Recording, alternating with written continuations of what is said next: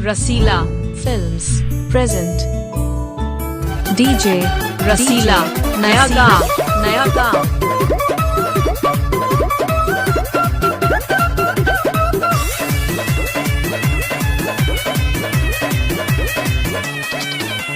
छुअला पछौड़ी छनक जाले रे जब धरी हम पूरा में ठनक जाले रे डीजे रसीला छुअला पछौड़ी छनक जाले रे जब धरी हम पूरा में ठनक जाले रे उठा लाली लगा के घूमे खेते खेते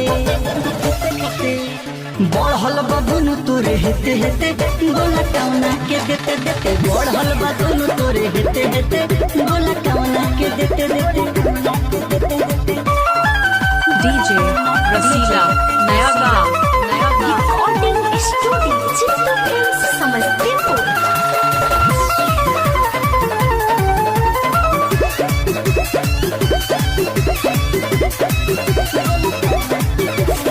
सोचने की चुना ले हम ओठ में सटाई रे ओठ में सटाई पहले कमल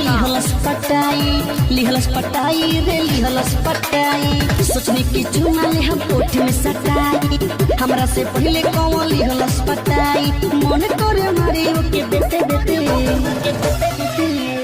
बढ़ल बदुनु तोरे हेते हेते बोला कौना के देते देते बढ़ल बदुनु तोरे हेते हेते बोला कौना के देते देते कौना के देते डीजे रसीला नया गाँव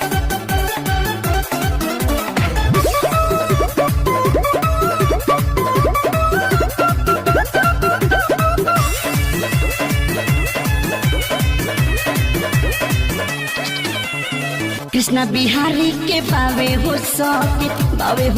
सचो बावे हो सक ताके सवर गोरी खोलले बलक तोहर खोलले बलक कृष्णा बिहारी के बावे हो सक नया सवर जीतू खोलले बलक राज सोहनी हरान भइलले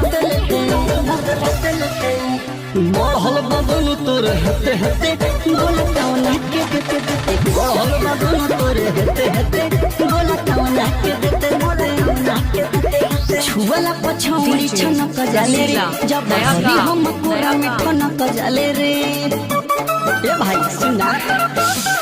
छुअला पछौड़ी छनक जाले रे जब धरी हम पूरा में ठनक जाले रे उठा लाली लगा के घूमे खेते डीजे रसीला नया गाँव बढ़ल बदुनु तोरे हेते हेते बोला कौना के देते देते बढ़ल बदुनु तोरे हेते हेते बोला डीजे कौना के देते रसीला नया गाँव